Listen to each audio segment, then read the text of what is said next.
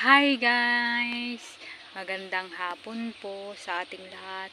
Dito po tayo sa ilalim ng mangga kasi mainit sa loob. Grabe dito sa probinsya, grabe. Kaya dito malamig dito sa punong kahoy. Anyway guys, i-share ko lang ang experience ko noon pa kasi ang alam ko healthy ako. May ininom akong gamot.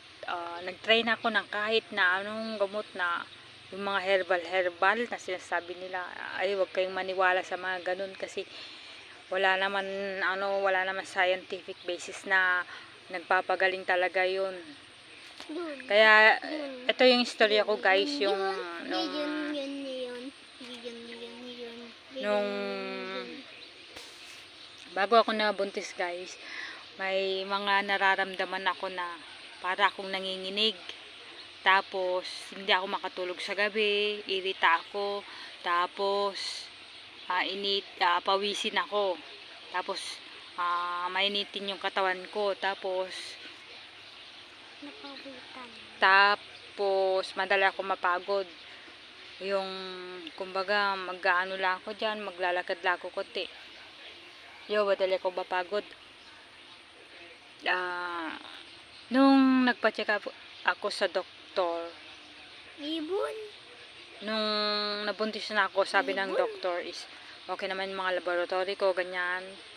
Tapos nung malapit na ang due date ko, 6 days na lang agwat ng due date ko is 6 days na lang agwat, diba? Tapos namatay yung baby kasi nga sabi nila ang findings ng doktor nila bakulit. Tapos sinabing may hyperthyroidism ako. So kaya pala yun guys, na mga symptoms na yon is nararamdaman ko noon bago ako mabuntis sa baby ko, first baby ko guys, yun namatay. Tapos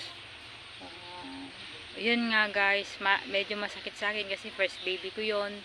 Kasi nga ikaw ba ang mawalan ng diba? Ikaw ba mawalan ng unang anak, diba? Hanggang ngayon hindi pa ako makarecover dahil nga doon. Tapos naggagamot na ako guys ngayon. Ang binigay ng doktor sa akin na gamot ay yun yung nagpapanormal na sa aking TS3, TS4. Tatlo yun guys kapag nagpa-check kayo ng ng dugo. Basta sabihin nyo lang para sa thyroidism kasi dalawa yun guys, hyper and hypo. So hyper sa akin guys, toxic siya guys. Tapos ngayon na-diagnose lang ako guys nung last year na may hyperthyroidism ako last October. So nag-start ako ng gamot nung December na.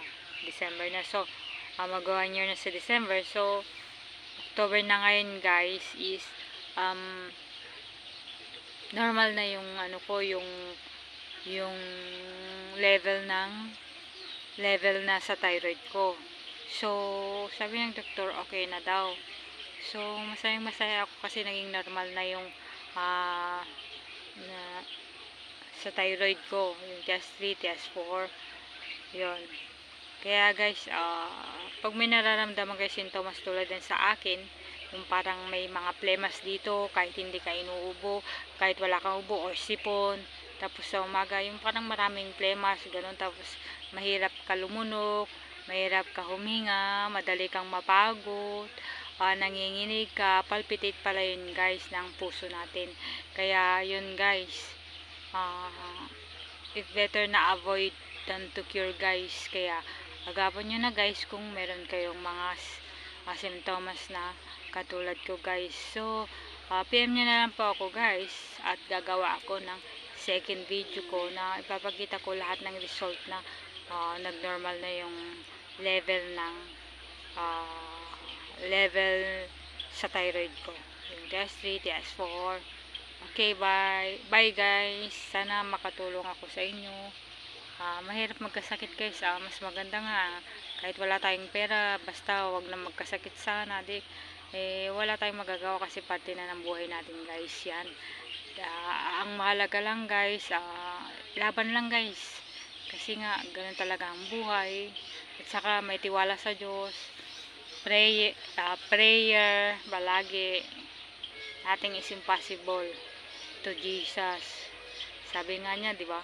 Yung mga nagtitiwala sa Kanya, yung mga naniniwala sa salita niya, katulad ng mountains na pwedeng mag-move yung mountains.